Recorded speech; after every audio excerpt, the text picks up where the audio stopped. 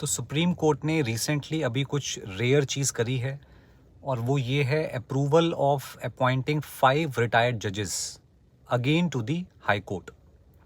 अब ये चीज़ generally supreme court में नहीं की जाती है, तो इसको लेके कुछ क्वेश्चंस आ रहे थे, तो I thought I should clarify this. I was in my car.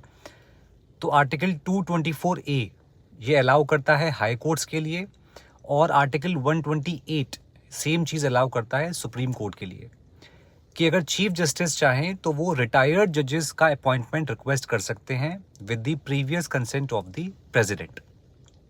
ऐसा जनरली तब होता है जब हाई कोर्ट में काफ़ी वैकेंसीज हों, केसेस काफ़ी पेंडिंग हैं। पीछे से आपको पता है around 62-65 lakh cases are pending in various high courts.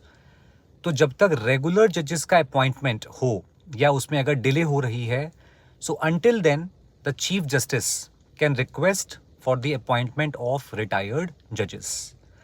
ये रिटायर्ड जज सेम हाई कोर्ट का भी हो सकता है और किसी और हाई कोर्ट का भी हो सकता है।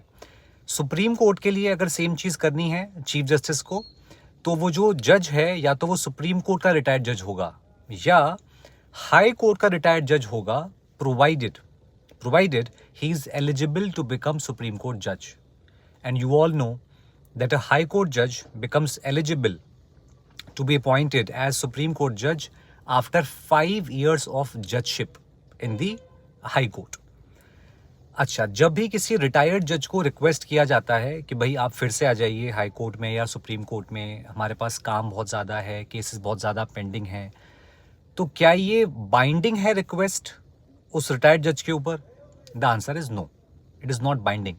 It means that retired judge may refuse to act as the judge. अच्छा, what about their powers, salary, emoluments?